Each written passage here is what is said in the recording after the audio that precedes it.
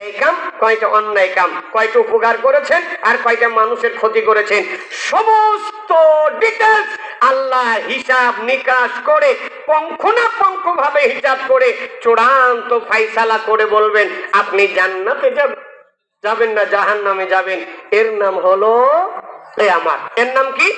আরেকটু জোরে বলেন, এর নাম কি? ওই জীবনে যাওয়ার আগে যে জীবনটা আমরা অতিবাহিত করব, যারা মারা গিয়েছেন তারা আছেন, এই জীবনটার নাম হলো কবরের জীবন। ও আমার মা, কোনোদিন ভাবার চিন্তাও করলা না। ও আমার মুরব্বী বাবাজি, কোনোদিন চিন্তা করেন না ওই মাটির কবরে কিভাবে থাকবেন।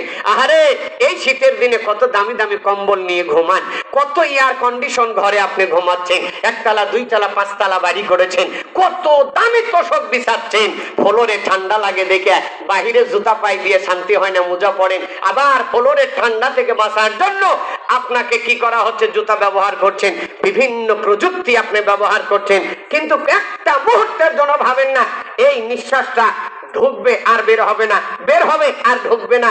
আমাকে তো তিনখানা সাধারণ মার্কিন কাপড় দিয়ে জড়াইয়া যেই 5,000, 10,000, 20,000 টাকা দামের কম্বল নিয়ে আমি গত রাত্রিতেও ঘুমিয়েছি, আর আমাকে সাদা তিনখানা মাত্র পাতলা কাপড় দিয়ে পেঁচাইয়া ওই মাটির কবরে আমাকে শুয়ে রাখবে, যেখানে আলো নাই, বাতি নাই, বন্ধু নাই, সঙ্গী নাই, সাথী নাই, খেয়ার কুঠো নাই, কোনো বিছানা দেওয়া হবে না, কোনো বন্ধুর ব্যবস্থা করা হবে না। ওখানে আমি কেমনে থাকবো, আমি কিভাবে থাকবো, আমার সঙ্গে কি আচরণ করা হবে, ভালো হবে না খারাপ হবে, একটা দিন, একটা মুহূর্ত, একটা সময় কোনোদিন চিন্তা ভাবনা করেছেন?